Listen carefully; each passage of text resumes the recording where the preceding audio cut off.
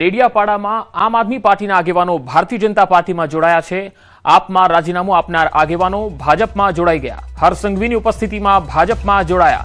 હવાલા કાંડને લઈને આમ આદમી પાર્ટી પર પ્રહાર કર્યા। ઝાડુવાળા દિલ્હીથી 20 કરોડ લાવ્યા છે। આપિયા પાપિયા કોંગ્રેસને ગામમાં ઘૂસવા ન દેતા ચૈત્ર વસાવાના નિકટના જગદીશ વસાવા સહિતના 15 નેતાઓ ભાજપમાં જોડાયા। આવનારા દિવસોમાં નર્મદા જિલ્લામાં 200 નવી બસો ફાળવાશે।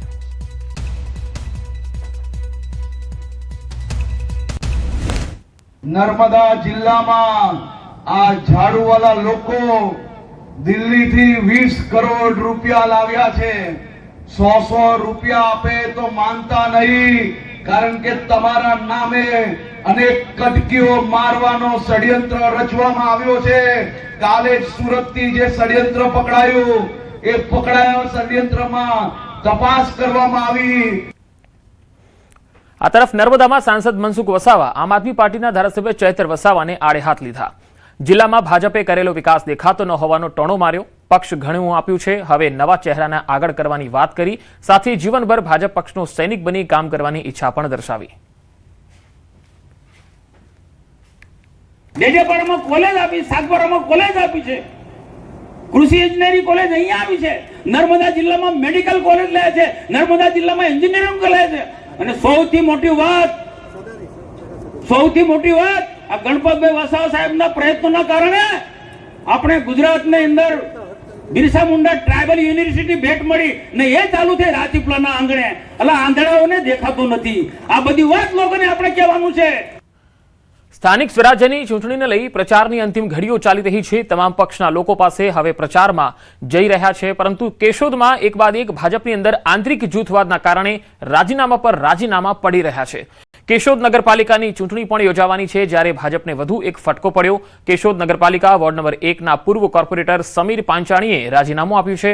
છેલ્લા 3 વર્ષ પહેલા કોંગ્રેસમાંથી જીતીને ભાજપમાં આવ્યા, ત્યારે ભાજપ દ્વારા તેમને પાલિકાની ચૂંટણીમાં ટિકિટ આપવાનું વચન કરી ભાજપનો ખેસ ધારણ કરાવેલો તેવો આક્ષેપ સમીર પાંચાણીએ કર્યો। પરંતુ સમીર પાંચાણીને ટિકિટ ન મળતા તેઓ રોષે ભરાયા અને ભાજપમાં સક્રિય કાર્યકર અને તમામ પદ પરથી રાજીનામું આપી સોશિયલ મીડિયા પર જાહેરાત કરી ભાજપની સામે રહીને હવે તેઓ કામ કરશે। મારી સારી કામગીરી અને લોકોનો અવિરત પ્રેમ જોઈ અને ભારતીય જનતા પાર્ટીના આગેવાનો દ્વારા મને ભારતીય જનતા પાર્ટીમાં સામેલ કરેલ, ત્યારે મારી યારે ટિકિટનું પણ કમિટમેન્ટ કરવામાં આવેલું। પરંતુ આ વખતની ટિકિટ વેચણીમાં ક્યાંક ને ક્યાંક ખરાબ પરિસ્થિતિ અને ખરાબ રીતના આખા કેશોદમાં ટિકિટની વેચણી થઈ છે અને એમાં મને પણ ટિકિટ આપવામાં ન આવી અને આજ સુધી મને ફરીથી આગેવાનો દ્વારા કોઈ ફોન પણ કરવામાં નથી આવ્યો। ત્યારે ભારે દુઃખ અને ભારે દુઃખના સાથે હું આજે ભારતીય જનતા પાર્ટીમાંથી રાજીનામું આપું છું। સમીરભાઈ પાંચાણી આગામી ટર્મમાં કોંગ્રેસમાંથી ભાજપમાં જોડાયા હતા અને હાલ એની કોઈ પણ જાતની અમને ઓફિશિયલી પાર્ટીને કોઈ લેખિત કે મૌખિક માહિતી મળી નથી।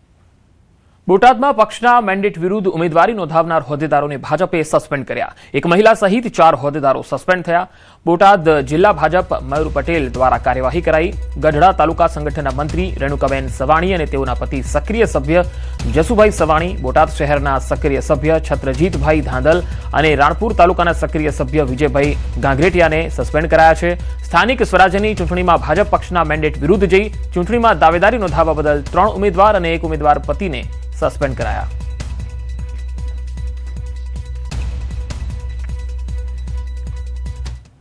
પંચમહાલ જિલ્લામાં લોકશાહી પ્રત્યેનો ઉત્સાહ અનોખી રીતે જોવા મળ્યો છે। કાલોલના વેજલપુર પોલીસ મથકે હોમગાર્ડ તરીકે ફરજ બજાવતા દેવરાજસિંહ જાદવે પોતાના લગ્નના દિવસે પણ મતદાનને પ્રાથમિકતા આપી। લગ્ન માટે જાન લઈને નીકળતા પહેલા તેઓ MM ગાંધી સ્કૂલ મતદાન મથક પર પહોંચી અને મતદાન કરી લોકશાહી પર્વમાં સહભાગી બન્યા। હાલમાં જિલ્લામાં સ્થાનિક સ્વરાજ્યની ચૂંટણી માટે સરકારી કર્મચારીઓ માટે મતદાન પ્રક્રિયા શરૂ થઈ છે।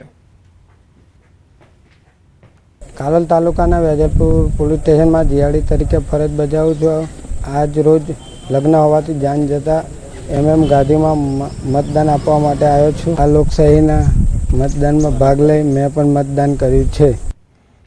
અમદાવાદમાં જનસંપર્ક દરમિયાન ખોખરા વોર્ડની મહિલાએ ભાજપના કાર્યકર્તાની હકીકત જણાવી। ખોખરા વોર્ડના અપૂર્વ પટેલ કરી રહ્યા હતા જનસંપર્ક। ગઈકાલે સાંજે જનસંપર્ક દરમિયાન મહિલાએ ઉમેદવારો પર બળાપો કાઢ્યો હતો। તો ગઈકાલે સાંજે જે કાર્યક્રમ જનસંપર્કનો હતો એમાં ભાજપના જનસંપર્કમાં સ્થાનિકો બળાપો કાઢતા જોવા મળ્યા, કારણ કે ખોખરા વોર્ડની સ્થાનિક મહિલાએ સમસ્યા શું છે એની માહિતી જે છે ઉમેદવારને આપી અને પોતાનો બળાપો ઠાલવ્યો કે કઈ રીતે આ લોકો મતદાન માટે અપીલ કરવા માટે તો આવી જાય છે પરંતુ કામ કરતા નથી. છેલ્લા 5 વર્ષથી કેવી રીતે સ્થિતિ એમના વિસ્તારમાં જોવા મળી છે તેનો બળાપો આ મહિલા કાઢતી જોવા મળી. આગામી સ્થાનિક ચૂંટણીને લઈને કોંગ્રેસ દ્વારા વોર્ડ નંબર 2 ના કુંભારવાડા હાઉસિંગ બોર્ડ સોસાયટીમાં શક્તિસિંહ ગોહિલની જાહેર સભા યોજાવાની હતી, પરંતુ કાર્યક્રમ પૂર્વે સ્થળ પર ઇલેક્ટ્રિક